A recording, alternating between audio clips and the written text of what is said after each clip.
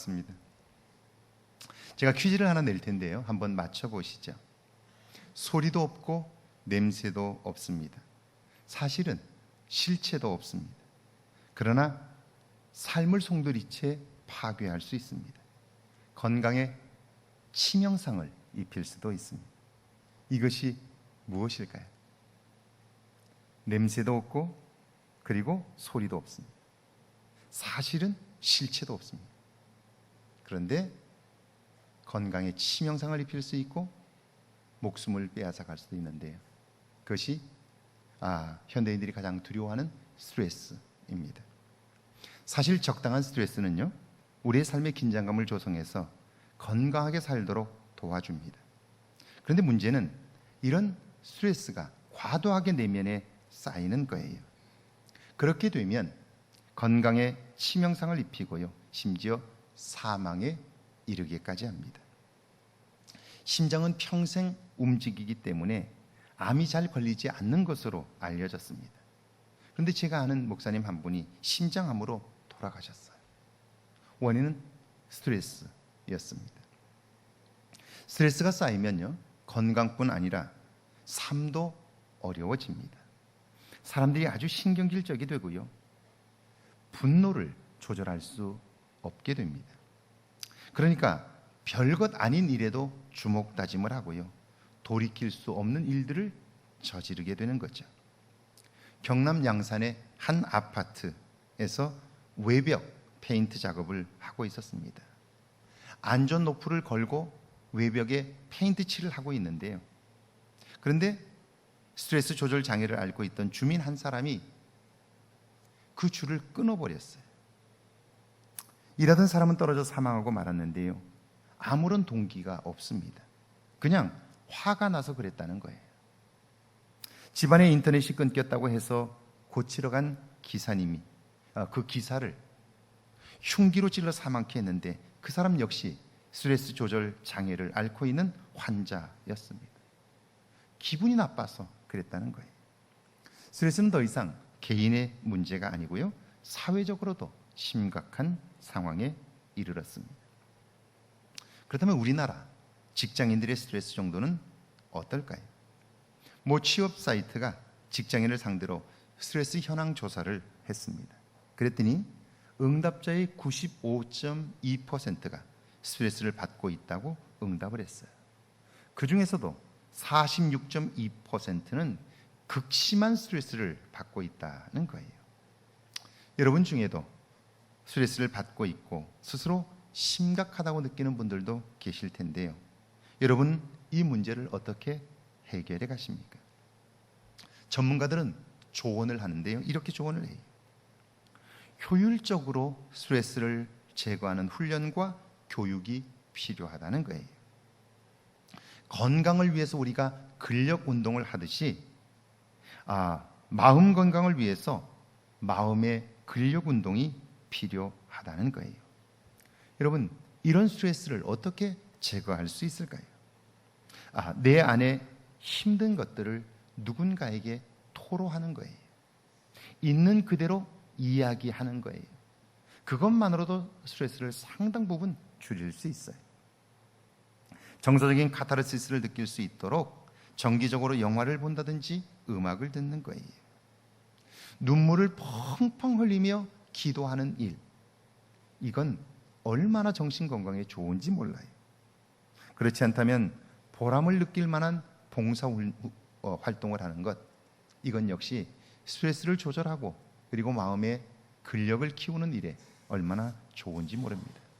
중요한 것은요, 지금 내 주변의 사람들이 이런 심각한 스트레스에 노출되어 있다는 사실을 인식하는 거예요. 겉에는 멀쩡해 보여도 사람들이 모두 다 이렇게 스트레스 때문에 이렇게 심각한 내면의 상황을 겪고 있다는 사실을 인식하는 거예요. 그래서 사람들을 만날 때 친절하고 따뜻한 말을 건네는 일이 중요해요. 꽃으로라도 사람을 때리면 안 되는 이유가 바로 여기에 있는 거죠. 우리는 지난 주간에 믿음으로만 볼 수 있는 세상이 있다는 걸 배웠어요. 사람들은 악한 자들의 성공을 보면서 억울해합니다. 분통을 터뜨리며 하나님이 계시다면 어떻게 그럴 수 있느냐고 항변을 합니다. 그런데 욥은 그들을 보며 말합니다. 저들은 밑동이 잘린 꽃과 같다는 거예요. 여기 꽂혀 있는 이 꽃들과 같은 거예요. 여러분, 이 꽃들은 여름날 한 줄기 햇빛에도 금방 시들어 버리고 마는 거예요. 욥에게는 그걸 볼 수 있는 눈이, 믿음의 눈이 있었어요. 그러니까 악한 자의 영광을 보면서도 삶이 흔들리지도 않아요. 세상 사람들과는 그래서 다른 삶을 사는 거예요. 성경에서 제가 참 좋아하는 선지자들이 여럿 있는데 그 중에 한 분이 오뎃이라는 선지자입니다. 그분의 위대함을 볼 수 있는 장면이 역대하 28장에 나옵니다. 아람 나라와 연합한 북이스라엘의 군대는 남쪽 유다를 침공해요. 그래서 그 전쟁에서 12만 명을 죽였고요, 20만 명을 포로로 끌고 사마리아 성으로 돌아오고 있습니다. 여러분, 대승이지요. 환상적인 전투였습니다. 상상해 보세요. 20만 명, 어마어마한 숫자입니다. 큰 승리를 거두고 돌아오는 거예요. 이런 상황이 되면 성 안의 여인들은 모두 다 나와서 박수를 치고, 그리고 성 안에 있던 사람들 모두 나와서 노래를 부르는 거예요. 사울이 죽인 자는 천천히요, 다윗이 죽인 자는 만만이라고 노래를 불렀던 것처럼 성 안의 사람들은 모두가 나와서 환영하며 노래를 부르는 그런 상황이 되는 거죠. 자, 기세당당하게 이스라엘 군인들이 행진을 하고 있는데요, 그런데 오뎃 선지자가 그들 앞을 가로막습니다. 그리고는 호통을 쳐요. 이 포로들을 사마리아 성에 들일 수 없다는 거예요. 여러분, 지금 이 군인들은요, 그리고 백성들은 승리감에 도취해 있습니다. 그러니까 잘못 건드리면 죽임을 당할 수 있어요. 오뎃 선지자는 지금 그 길을 가로막아 섰는데요, 이건 목숨을 걸고 그 일을 하고 있는 거예요. 왜요?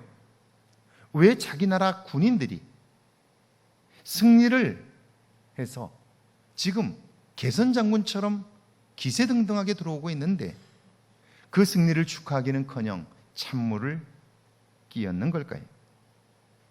그는 서서 그 포로들과 그 이스라엘의 군대를 향해서 호통치며 내가 이 전쟁을 승리를 축하할 수 없는 이유 3가지를 이야기합니다.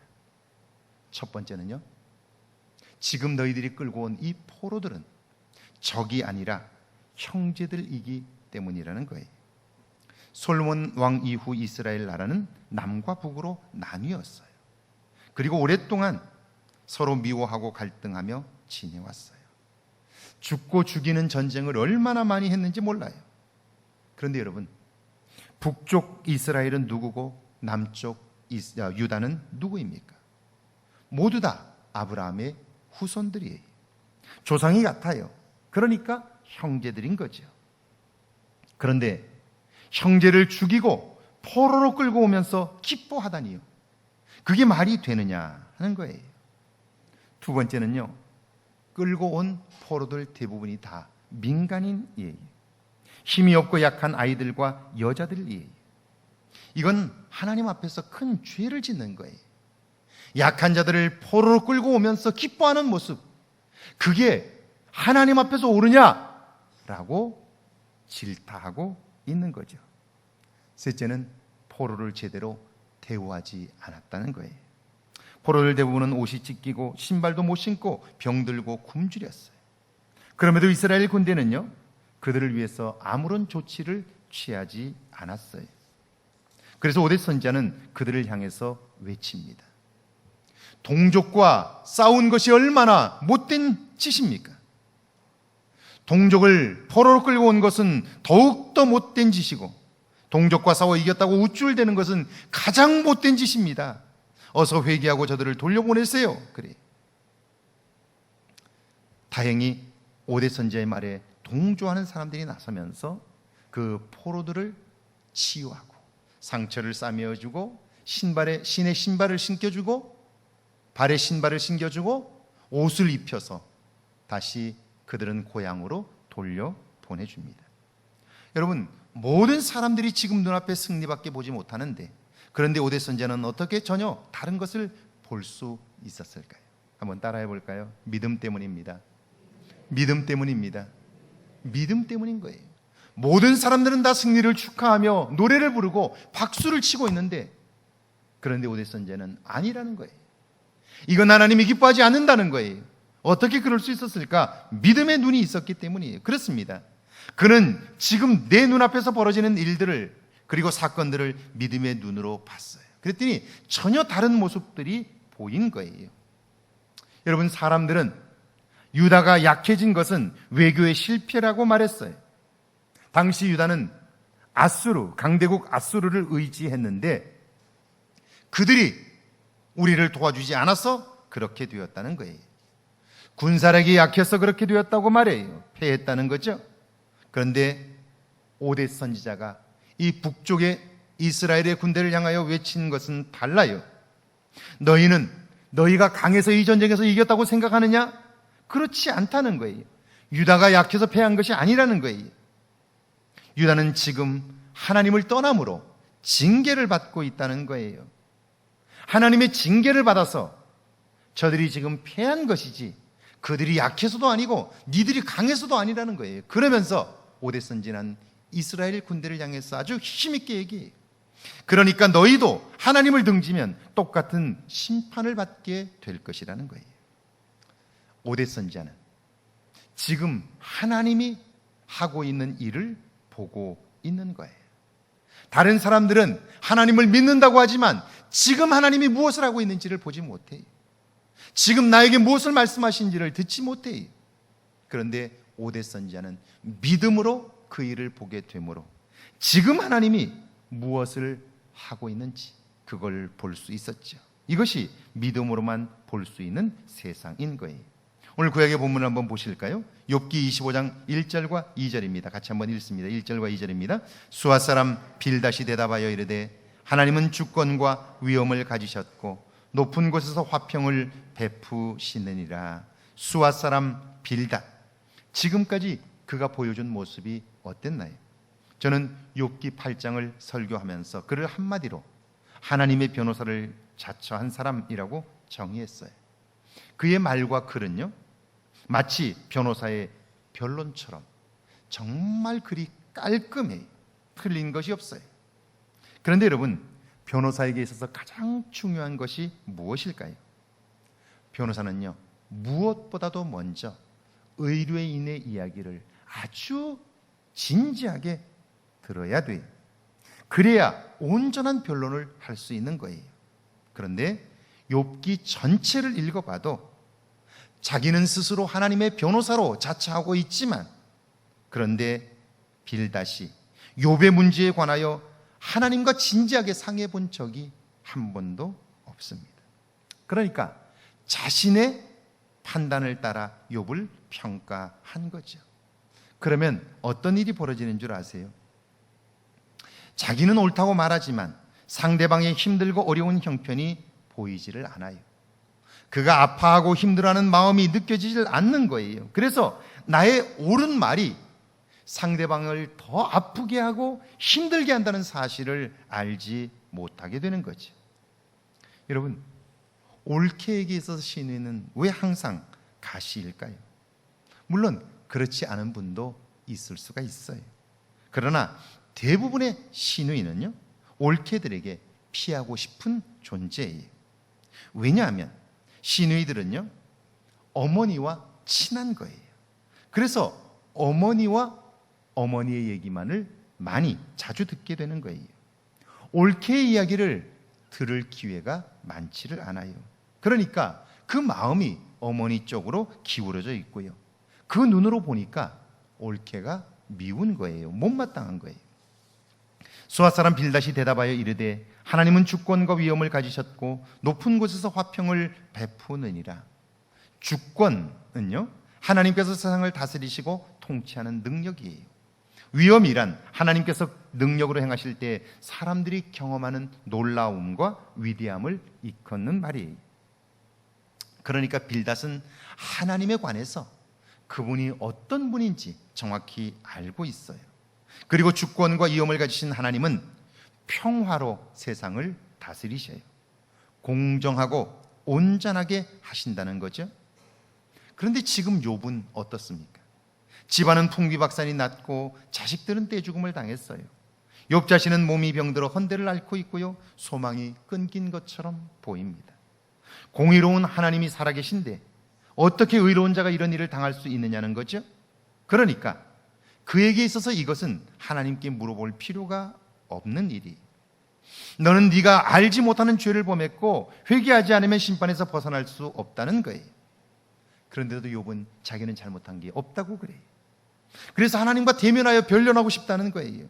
여러분, 그 이야기를 들으니까 나는 옳고 너는 틀렸는데 자기가 인정하지 않으니까 화가 나는 거예요. 욥이 미운 거예요.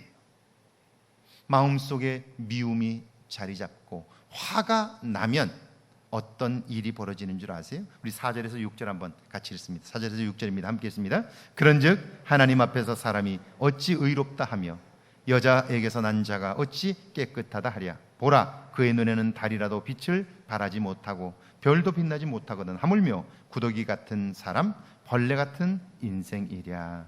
하나님 앞에서 의롭다 할 인생이 없고 깨끗하다 주장할 백성이 없다는 거죠. 옳은 말씀이에요. 그런데 마음에 분노로 차 있고 미움이 담기면요, 그것은 반드시 말로, 얼굴로, 거친 표현으로 나타나도록 되어 있어요. 구더기 같은 사람, 벌레 같은 인생, 누구를 가리키는 걸까요? 여러분, 우리는 글로만 듣기 때문에 그게 누굴 가리키는지 사실은 중요하지 않게 생각할 수 있지만, 그러나 이 빌닷이 그 말을 했을 때 그 자리에 있었던 사람은 누구나 다 그 말을 듣고 그게 누구인지를 금방 알 수 있어요. 지금 욥은 발바닥부터 정수리까지 악창이 나 있어요. 진물이 나오고 근지로 사기조각으로 벅벅 긁고 있어요. 그러니까 온몸이 피투성이가 되어 있는 거예요. 여러분, 그런 모습을 볼 때 그가 사람 같을까요? 빌닷은 지금 이런 욥을 지칭하고 있는 거예요. 그러니까 여러분, 여기에 있는 이 이야기, 구더기 같은 사람, 벌레 같은 인생이란 바로 욥을 가리켜서 이야기를 한 거죠. 욥도 자기 자신이 그런 걸 알아요. 그런데 그 말을 들었을 때 마음이 어떨까요? 그 이야기를 듣고 나서 그의 상황은 어떨까요? 명나라 후반에 기록된 것으로 알려진 석시현문에 나오는 격언이에요. 이 마음을, 욥의 이 마음을 가장 잘 표현해 주는 격언이라고 생각이 들어요. 날카로운 칼로 벤 상처는 그래도 꿰매어 낫게 할 수 있지만 악한 말로 남은 상처는 그 한이 사라지지 않느니라, 그렇게 말해요. 칼로 베이면 시간이 지나면 나아요. 그런데 말로 베인 상처는요, 한이 끝이 나지 않는다 하는 거예요. 지금 욥은요, 자기 형편 때문에 힘들기도 하지만 주변에 자기를 아낀다고 하는 사람들의 그 말 때문에 더 힘들고 고통스러운데요. 그런데 그의 친구들은 그걸 알지 못해요. 왜요? 내가 옳다고 생각하기 때문이에요. 오늘 시작의 본문을 보실까요? 누가복음 18장 10절에서 14절인데요. 너무나 잘 아는 말씀이죠. 우리 10절을 한번 같이 읽습니다. 10절입니다. 함께 읽습니다. 두 사람이 기도하러 성전에 올라가니 하나는 바리새인이요 하나는 세리라. 우리는 본문에 있는 바리새인을 형편없는 사람으로만 매도하는데 그렇지 않아요. 일단 이 말씀이 비유이기는 하지만 여러분, 세리는요, 사회적으로 죄인 다음이에요. 그러니까 사람 취급을 받을 수가 없어요. 죄인이 가까이 와도 바리새인은요, 닿기만 해도 침을 뱉어요. 얼굴에다 침을 뱉습니다. 내가 부정 탔다고요. 그런데 세리는 그 죄인보다도 못한 사람이에요. 사람 곁에 갈 수 없어요. 잘못하면 돌에 맞아 죽습니다. 그런데 여러분, 여기 있는 이 바리새인은요, 세리가 성전에 올라 기도할 때에 그를 용납했어요. 세리는 절대 성전에 올라와 기도할 수 없어요. 있을 수 없는 일이에요. 성전이 더럽혀지는데요. 그런데 여기 있는 바리새인은 세리가 성전에 와서 기도할 때 그걸 용납한 사람이에요. 대단한 거죠. 그뿐 아니라 그는요, 경건 생활이 탁월했어요. 매일매일 말씀을 읽는 것뿐 아니라 그 말씀대로 살고자 노력했어요. 11절과 12절 한번 같이 읽어볼까요? 함께 읽습니다. 바리새인은 서서 따로 기도하여 이르되, 하나님이여, 나는 다른 사람들 곧 토색, 불의, 간음을 하는 자들과 같지 아니하고 이 세리와도 같지 아니함을 감사하나이다. 나는 일에 2번씩 금식하고 또 소득의 11조를 드리나이다 하고, 그는 시간을 정해놓고 기도하지요. 하나님이 기뻐하지 않는 일들은 절대로 하지를 않아요. 이것만 해도 대단해요. 그런데 일주일에 2번씩이나 금식해요. 소득의 11조를 철저히 드려요. 이 정도라면 지금 봐도 대단한 믿음의 사람이에요. 그런데 14절을 한번 같이 읽어볼까요? 14절입니다. 함께 읽습니다. 내가 너희에게 이르노니 이에 저 바리새인이 아니고 이 사람이 의롭다 하심을 받고 그의 집으로 내려갔느니라. 무릇 자기를 높이는 자는 낮아지고 자기를 낮추는 자는 높아지리라 하시니라. 여러분, 신앙의 판단은 누가 하나요? 우리가 아니에요. 우리의 열심이나 철저함이 아니에요. 주님이 하시는 거예요. 그렇다면 왜 바리새인은 의롭다함을 받지 못했을까요? 그렇게 열심히 신앙생활했는데, 그렇게 철저하게 했는데요. 그런데 왜 의롭다 하심을 받지 못했을까요? 이 세리와 같지 아니함을 감사하나이다. 그는 열심히 신앙생활을 했지만 그 신앙을 상대화한 거예요. 내가 누구보다 낫다는 거죠. 저런 인간하고는 질적으로 다르다는 거죠. 교만이에요. 그러면 내 말과 생각과 행동이 그 사람에게 치명적이 된다는 걸 알지 못해요. 느낄 수가 없는 거예요. 여러분, 세리를 향해서 이 세리와 같지 아니함을 감사합니다 라고 말했을 때 세리가 느끼는 마음은 어땠을까요? 자기도 자기를 아는데 그 말이 나에게 엄청난 상처를 되니까요, 교만한 사람은, 결국 자기 의에 사로잡힌 사람은 말로 행동으로 끊임없이 누군가에게 상처를 주는 거예요. 그런데 자기 스스로는 알지 못하는 거예요. 그러니까 하나님 앞에 의롭다 인정받을 수 없게 되는 거죠. 오늘 우리가 신앙생활하면서 빠지게 되는 교만함이 결국 우리의 삶을 무너뜨린다라고 말할 수 있게 되는 거죠. 그래서 9절을 한번 같이 읽어볼까요? 9절입니다. 함께 읽습니다. 또 자기를 의롭다고 믿고 다른 사람을 멸시하는 자들에게 이 비유로 말씀하시되, 자기를 의롭다고 믿게 되면서 그는요, 다른 사람을 멸시하게 되는 거예요. 함부로 대하게 되는 거예요. 자기와 다르면 꽃이 아니라 몽둥이로 내려치는 거예요. 여러분, TV를 통해서 국회에서 국회의원들이 다투는 모습들을 보죠. 사실은 같은 국민들이에요. 정치적 성향만 다른 거예요. 그러나 나름대로 그들에게는 나라를 사랑하는 마음이 있을 거예요. 그건 틀림없어요. 그런데 나라를 사랑하는 마음들이 서로 용납하지 못하게 되므로 치열하게 싸우는데요, 싸울 때 보면 이건 왼수예요. 적하고도 그렇게 싸우지 않아요. 여러분 보셨죠? 미국의 대통령이 북한의 김정은이를 만나는 모습 보셨잖아요. 서로 어땠어요? 불바다를 만들겠다고 했잖아요. 그런데도 만나면 어때요? 손을 잡고 국경을 넘고 하잖아요. 원수인데도 그래요. 그런데 같은 형제이고 나라를 사랑하는 마음이 있는데도 서로 싸우는 모습을 보세요. 왜 그렇게 됐을까요?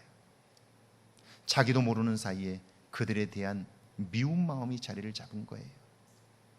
그리고 네가 옳지 않다, 내가 옳다라고 생각하고 나니까요, 꽃이 아니라 몽둥이로라도 나와 다른 사람을 두드려 패려고 하는 거예요.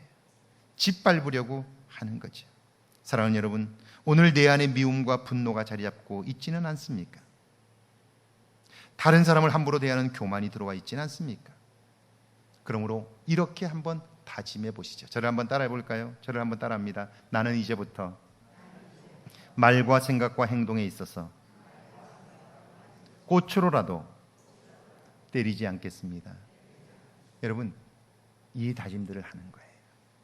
그러려면 내 안에 미움이 자리 잡고 있지는 않은지, 나는 의로움에 사로잡혀 있지는 않은지, 나는 교회를 빠지지 않고 다닌다고, 나는 예배를 잘 드리고 있다고 생각함으로 다른 사람과 비교하여 나보다 못한 사람을 함부로 대하고 있는 것은 아닌지, 그리고 정말 나는 하나님과 진지한 만남을 가지고 있는지, 믿음 안에서 살고 있는지를 돌아보므로 여러분, 여러분의 말이, 여러분의 생각이, 여러분의 행동이 누군가에게 힘이 되고 격려가 되고 위로가 되므로 여러분 주변에 여러분 때문에 사는 맛이 난다고 고백하는 사람들이 많아지기를 주의 이름으로 축원합니다. 찬양하고 기도합니다.